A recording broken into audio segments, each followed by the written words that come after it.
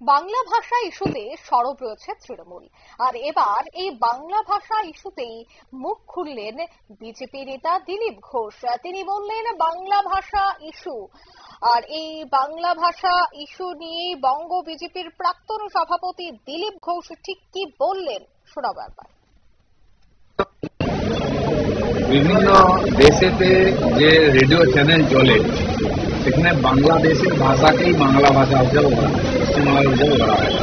German বলুন, রুশ বলুন, অন্যান্য জায়গা যেন তারা যদি বাংলাদেশি বলে, কারণ যেখানে যেখানে রোহিঙ্গারা বাংলাদেশি মুসলমানরা ধরা পড়ছে তাদের ভাষার সঙ্গে আমার ভাষা মনে হয়।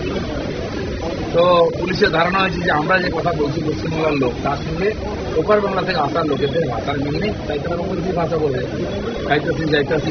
আমি তো বন্ধ করিনি, আমার পুরোপুরো বলে না, তো তাতে আপত্তি কি আছে?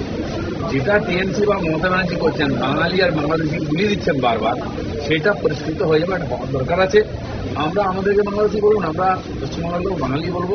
তাতে বাংলাদেশিদের ঢুকিয়ে দিয়ে 1 কোটির বেশি জালি ভোটার করে যে ভোট দিয়ে তাকে এই ধান্দাকে দেওয়ার বন্ধ হবে। আপনারা শুনলেন দিলীপ ঘোষের বক্তব্য। তিনি বললেন যে মমতা বন্দ্যোপাধ্যায় তিনি বাংলা এবং বাংলাদেশিদের এক প্রকার গুলিয়ে দিচ্ছেন। 1 কোটি ভোটার কার্ড যখন রয়েছে বাংলায়, ঠিক সেই জায়গায় তিনি এই বিষয়টাকে নিয়ে এবার ইস্যু করছেন বলে তীব্র আক্রমণ করলেন বিজেপি নেতা দিলীপ ঘোষ। নিয়ে নিচ্ছে ছোট্ট একটি বিজ্ঞাপন বিরতি, সঙ্গে থাকুন।